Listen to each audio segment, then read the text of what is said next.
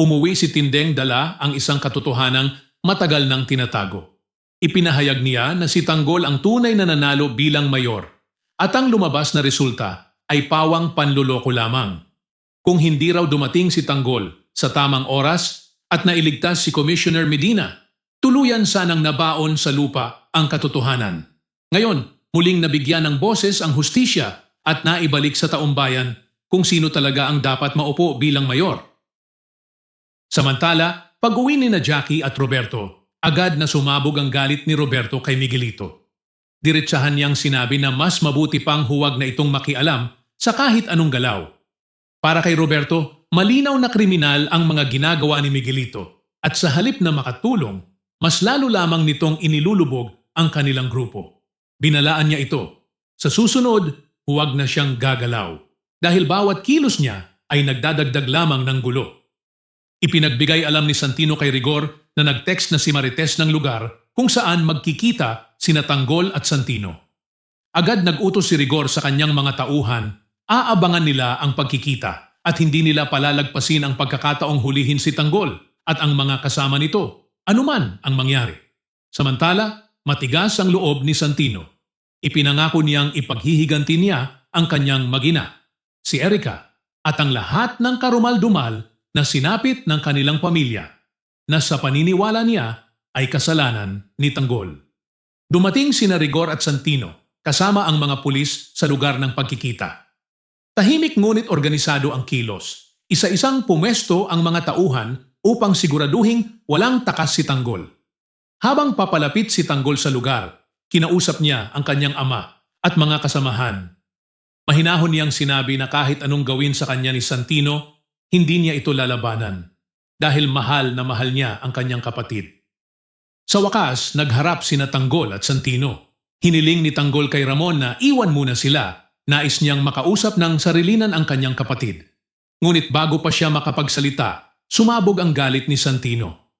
Isa-isang inilabas nito ang hinanakit, ang sakit ng mawalan ng magina, ang galit na kinimkim sa puso, at ang paniniwalang si Tanggol ang may kasalanan. Para kay Santino, wala nang dapat pang pag-usapan. Dapat mawala na raw si Tanggol sa mundo. Maingat na sumagot si Tanggol. Ipinahayag niya kung gaano niya kamahal ang kanyang kapatid at kung gaano siya nasasaktan sa galit na bumabalot dito. Ngunit para kay Santino, hindi sila nandoon para mag-usap, kundi para maglaban. Hinamon niya si Tanggol na bitawan ang baril at ipakita ang galing nito. Ngunit mariing tumanggi si Tanggol.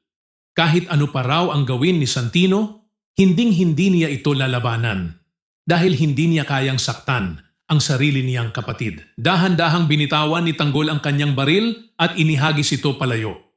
Sa isang iglap, sumugod si Santino at sunod-sunod na pinagsusuntok si Tanggol. Binugbog niya ang kapatid, hinahamon kung nasaan na ang yabang at galing nito sa pakikipaglaban. Kahit basagin ang orilyo niya, kahit duguin ang mukha, hindi lumaban si Tanggol. Nanatili siyang nakatayo, tinatanggap ang bawat suntok. Hinayaan niyang ilabas ni Santino ang galit at sakit na matagal nang kinikimkim hanggang sa siya'y tuluyang duguan, ngunit hindi pa rin gumanti. Sa kabuuan ng mga pangyayari, malinaw na unti-unti nang nabubunyag ang katotohanan. Si Tanggol ang tunay na nanalo bilang mayor at ang pandarayang matagal na itinago ay nagsisimula ng gumuho. Habang ang hustisya ay muling nagkakaroon ng boses, lalo namang nahahati ang mga panig. Ang kampo ng mga gerero ay nilalamon ng sariling galit at pagkakamali, habang ang batas at katotohanan ay papalapit na sa liwanag. Ngunit sa gitna ng usaping politikal at kapangyarihan, mas masakit ang personal na laban. Ang paghaharap ni Tanggol at Santino ay hindi na lamang tungkol sa tama at mali, kundi tungkol sa pamilya, pagkawala, at galit na matagal nang kinimkim. Pinili ni Tanggol ang pagmamahal kaysa ganti, isang desisyong mas mabigat pa sa anumang suntok na kanyang tinanggap. Sa puntong ito, ang tanong ay hindi na kung sino ang nanalo sa eleksyon, kundi kung hanggang saan dadalhin ng galit at paghihiganti ang mga taong ayaw bumitaw. Ang katotohanan ay nasa harap na nila, ngunit handa ba silang tanggapin ito? O mas pipiliin nilang wasakin ang lahat? Kahit pati ang sarili nilang pamilya, Ibahagi ang inyong saloobin sa comments section. Huwag kalimutang mag-subscribe at i-click ang notification bell para hindi ninyo ma-miss ang susunod na kabanata ng Batang Quiapo. Maraming salamat sa panunood at magkita-kita ulit tayo sa susunod na kwento.